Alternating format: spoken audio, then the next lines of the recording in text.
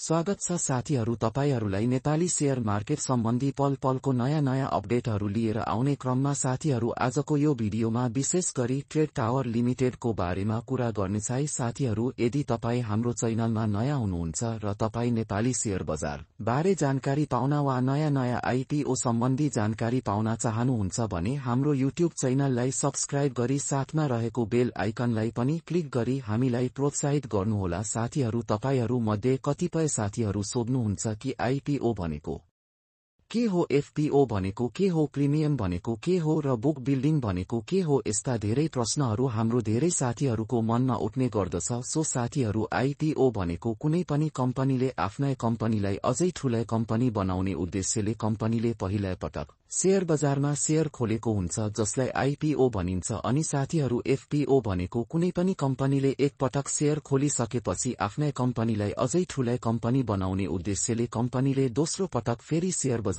Share खोलेको हुन्छ, जसलाई एफपीओ भनिन्छ। अनि साथीहरू, प्रिमियम आईपीओ वा एफपीओ भनेको कम्पनीले आफ्नो कम्पनीको शेयर खाल्नु अघि किताबी मूल्य जति दिएको हुन्छ त्यसको डबल रकम थपेर कम्पनीले आफ्नो शेयर धेरै जना साथीहरूलाई पर्ने गरी धेरै मात्रामा कम्पनीले शेयर बजारमा शेयर खोलेको हुन्छ। जस्तै उदाहरणका लागि, यदि किताबी मूल्य 100 रुपैयाँ प्रति किता छ भने त्यसमा 200 रकम थप गरी 300 प्रति किताको दरले कम्पनीले शेयर बजारमा आफ्नो शेयर खोलेको हुन्छ, जसलाई प्रिमियम भनिन्छ। अनि बुक बिल्डिङ भनेको कम्पनीले आफ्नै कम्पनीलाई अझै ठूलै कम्पनी बनाउने उद्देश्यले कम्पनीको संस्थापकहरूले आफ्नै कम्पनीको वार्षिक आम्दानीलाई आधार मानी संस्थापकहरूले आफू अनुसार प्रति किता धेरै नै मूल्य पर्ने गरी तोकेर थोरै मात्रामा शेयर खोलेको हुन्छन्, जसलाई बुक बिल्डिङ भनिन्छ।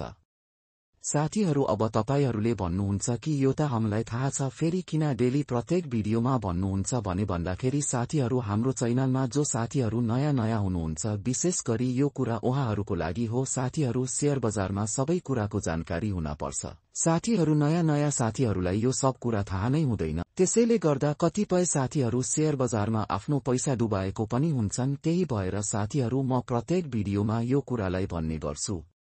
साथीहरू, यो ट्रेड टावर लिमिटेडले आज अर्थात् 8 वैशाख 2082 देखि 22 वैशाख 2082 सम्म विदेशी नेपाली आप्रवासीहरूका लागि आईपीओ निष्कासन खुला गर्दैछ। विदेशी नेपाली आप्रवासीहरूको लागि प्रारम्भिक अन्तिम मितिबाट मुद्दा विस्तार गरिने छैन भन्ने कुरा ध्यान दिनुहोस्। कम्पनीको जारी पुँजी रु 56 करोड छ, जसमध्ये 48,696 अर्थात् रु 71 करोड बराबरको 39,71,693 इकाई शेयर पछि सर्वसाधारणका लागि जारी गरिनेछ। यस सार्वजनिक निष्कासनको 10 कुल 3,97,169 3 इकाई शेयर विदेशमा काम गर्ने नेपाली नागरिकहरूका लागि छुट्याइएको छ, जसको निष्कासन आज खुल्नेछ। आईपीओ निष्कासनको लागि एलएस क्यापिटल लिमिटेडलाई निष्कासन प्रबन्धक नियुक्त गरिएको छ। न्यूनतम 10 इकाई र अधिकतम 1000 इकाईका लागि आवेदन दिन सकिनेछ। एक्वायर नेपालले ट्रेड टावर लिमिटेड को लागि एक्वायर बजारीकर्ता मूल्याङ्कन पुनः पुष्टि गरेको छ, जसले वित्तीय दायित्वहरू पूरा गर्न डिफल्टको मध्यम जोखिमलाई संकेत गर्दछ। यो मूल्याङ्कनले समग्र क्रेडिट योग्यतालाई प्रतिबिम्बित गर्दछ र कुनै विशेष ऋण उपकरणसँग बाँधिएको छैन। 2007 मा स्थापित र काठमाडौँको थापाथलीमा आधारित ट्रेड टावर लिमिटेड एक सार्वजनिक लिमिटेड कम्पनी हो जुन भाडामा लिने, वित्तपोषण गर्ने र पूर्वाधार विकासमा संलग्न छ। यसको पहिलो परियोजना ट्रेड टावर थापाथली अप्रिल 2011 देखि सञ्चालनमा आएको छ। थरोले हालै गौशालामा 3 तारे होटल क्रिस्टल पशुपति सुरु गरेको छ, जसले अप्रिल 2024 को मध्यमा 90 मध्ये 49 कोठा र 2 सम्मेलन हलहरू सहित आंशिक रूपमा सञ्चालन सुरु गरेको छ।